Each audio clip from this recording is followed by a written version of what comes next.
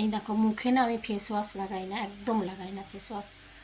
তো এই চানের আগে রাত্রি যখন মুখ পরিষ্কার করি তখন আমার একটা ক্লিনজিং আছে, ওটা দিয়ে মুখটা পরিষ্কার করে নিই, তারপরে ক্রিম লাগাই।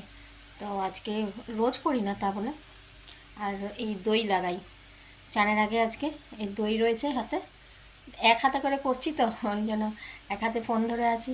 তো এই দইটা নিয়ে না ভালো করে মুখে লাগিয়ে নেবো। হ্যাঁ, শুধু দইটা, কিচ্ছু নাই, বেসন টেসন দিয়ে করি মাঝে মাঝে, তো আজকে শুধু দই দিয়ে লাগাবো। দইটা চুলে লেগে গেলে কোনো অসুবিধা নেই, আমি তো মাথাতেও দই লাগাই।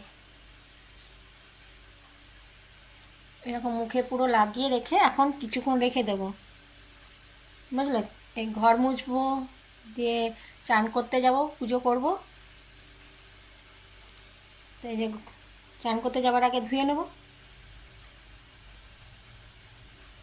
ভালো করে ঘষে নিতে হবে এরকম করে।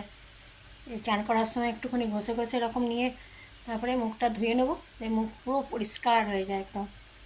এমনিতে তো দই বেসন তো সবাই লাগাও।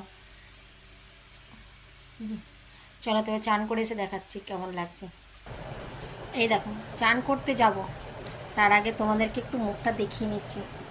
মুখটা ধুয়ে এলাম খালি, নাহলে এখন চান করতে সময় লাগবে, তারপর ঠাকুর ঘরে ঢুকে যাব। দেখো পরিষ্কার হয়েছে না, খুব পরিষ্কার হয় মুখ এরকম করে।